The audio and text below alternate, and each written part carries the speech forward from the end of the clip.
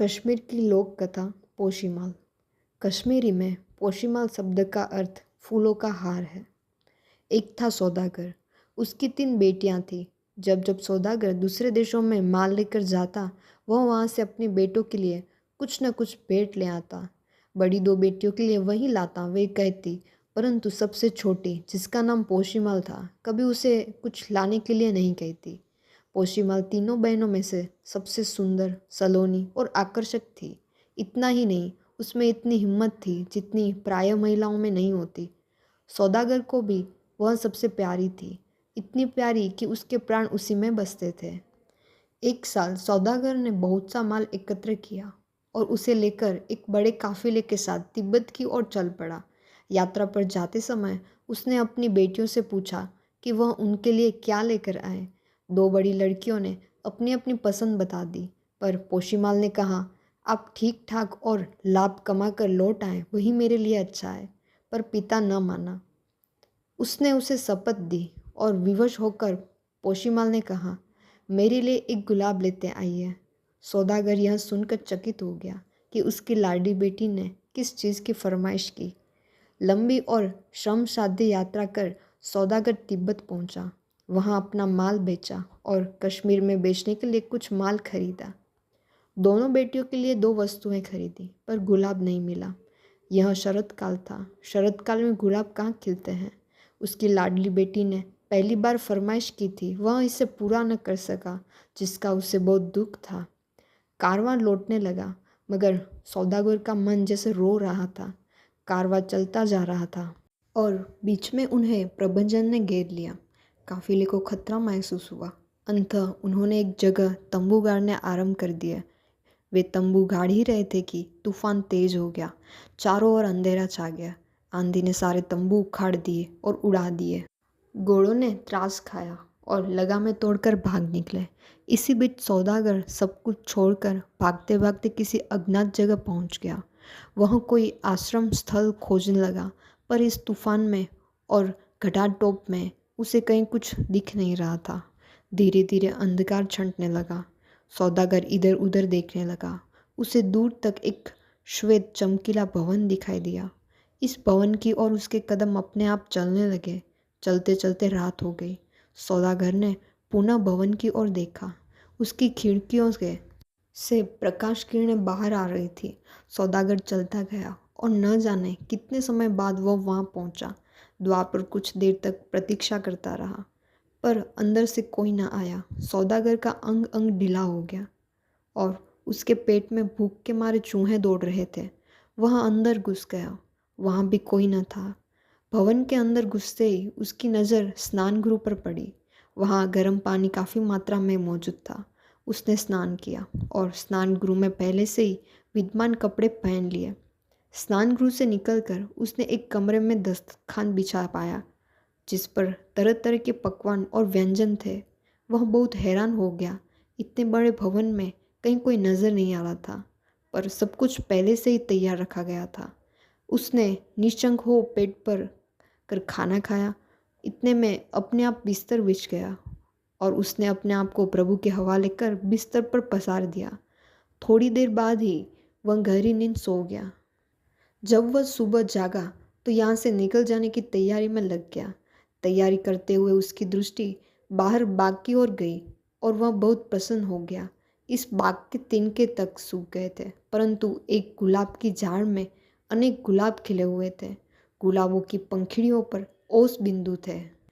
इस ओसीले गुलाबों को देखते ही उसे अपनी बेटी पोशीमाल की याद आ गई, जिसने उसे गुलाब लाने को कहा था। उसने एक गुलाब तोड़ा।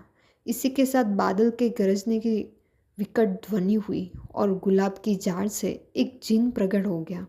यह जिन बहुत ही कुरूप और भयावह था। इसे देखकर सौदागर हक्का बक्का रह गया। जिन ने उसे कहा, एक तो खाया पिया, आराम भी किया, मैंने कुछ भी नहीं कहा, पर तुमने यह गुलाब क्यों तोड़ा? अब मैं छोड़ूंगा नहीं, तुझे खा जाऊंगा। सौदागर ने थरथराने लगा और कहा, मुझ पर दया कीजिए, जो आप चाहेंगे वह चीज़ मैं आपको दे दूंगा। मैंने यह गुलाब पोशीमाल के लिए तोड़ा था। कौन है पोशीमाल? जिन ने कहा। मेरी 3 बेटियां हैं, एक का नाम पोशीमाल है। यह गुलाब उसी के लिए था। मैं तुम्हें एक शर्त पर छोड़ सकता हूँ। तुम घर पहुँचकर 3 बेटियों में से एक को 3 दिन के अंदर मेरे पास भेज देना। अगर नहीं भेज दोगे तो मैं तुम्हें और तुम्हारे पूरे परिवार को खा जाऊंगा। जिन ने कहा और इसी के साथ गायब हो गया। सौदागर गुलाब लेकर घर की ओर चल दिया। जिस समय वहाँ घर पहुँचा, हर और बर्फ़ के ढेर नजर आए। उसने पोशीमाल को गुलाब थमा दिया। यह ताज़ा और ओसिल गुलाब देखकर मारे खुशी के पोशीमाल का दिल एक क्षणांश के लिए तो बैठ सा गया। जब सौदागर ने सारी कहानी अपने परिवार के सदस्यों को सुनाई तो मातम सा छा गया। तुम हर समय ऐसी ही हो। देखो, पूरा घर परिवार किस मुसीबत में फंसवा दिया। बहनों ने ग्लानि में डूबे पोशीमाल से कहा, किस बेटी को जिन के पास भेज दूं? सौदागर सोच ही न पा रहा था। दूसरे दिन पोशीमाल ने पिता के पास स्वयं जाकर कहा कि मैं जिन के पास जाऊंगी। पिता रोते रोते बिखरते हुए पोशीमाल को साथ लेकर जिन के पास पहुंच गया। इस समय गुलाब की झाड़ में पहले से अधिक गुलाब खिले थे। सौदागर ने एक गुलाब तोड़ा और जिन प्रकट हो गया। पोशीमाल को देखकर जिन बहुत प्रसन्न हुआ और पोशीमाल से कहने लगा, मैं खुश हूँ कि तुम्हारे फूल जैसे नाजुक कदम यहाँ पड़े। तुम सचमुच नंदन कानन के पुष्पों का हार हो। तुम यहाँ आराम से रहो। तुम्हारा पिता भी यहाँ 3 दिन रह सकता है। इन 3 दिनों में तुम भी यहाँ के वातावरण से परिचित हो जाओगी। जो तुम चाहोगी वह तुम्हारे सामने आ जाएगा। तुम्हें यहाँ कोई कष्ट नहीं होगा। इतना कहकर जिन गायब हो गया। 3 दिन बीत जाने पर सौदागर रोते रोते घर की ओर चल दिया। पोशीमाल भी बिलखने लगी। कितनी देर तक रोती रहती। शने शने वह इस वातावरण की अभ्यस्त हो गई। जिस किसी भी वस्तु की उसे इच्छा होती वह उसके सामने प्रकट हो जाती। यहाँ केवल एक चीज़ की कमी थी, वह यह कि पोशीमाल के साथ बात करने के लिए कोई न था। जिनको भी उसने दोबारा नहीं देखा। वह सोच रही थी कि जिन ने मुझे यहाँ क्यों बुलाया है। जिन ही यहाँ होता तो कम से कम वह उसी से बात तो कर सकती थी। उसने एक गुलाब तोड़ा। जिन प्रकट हो गया। वह बहुत खुश था। तुमने मुझे किस लिए बुलाया है यहाँ? पोशीमाल ने प्रश्न किया। जिन मौन रहा। मैं यहाँ बहुत दुखी हो गई हूँ। यहाँ मेरे साथ बात करने को भी कोई नहीं है। मैं हूँ ना, जिन ने कहा। तुम जिन हो, हट्टे कट्टे बैल सरीखे, कुरूप और नरभक्षी। तुम मुझे खा डालो बस। यह सुनकर जिन की आंखें से अश्रुधारा बह निकली और वह गायब हो गया। अब पोशीमाल जिन के बारे में नए कोण से सोचने लगी। जिन ने उसकी प्रत्येक आवश्यकता पूरी की थी, पर वह उसके साथ कभी बदतमीजी से पेश नहीं आया था। जिन के प्रति पोशीमाल के मन में धीरे धीरे हमदर्दी का भाव जगने लगा। इसके बाद वह कभी कभी जिन के साथ बातचीत करने लगी। इससे उसका सारा भय दूर हो गया। जिन के भवन में रहते अब पोशीमाल को बहुत समय हो गया। उसे पिता का प्यार सताने लगा। उनकी याद बहुत सताने लगी। पोशीमाल ने जिन से कहा कि वह पिता के पास जाना चाहती है। जिन ने कहा कि तुम जा सकती हो, परंतु चौथे दिन लौट के आना है।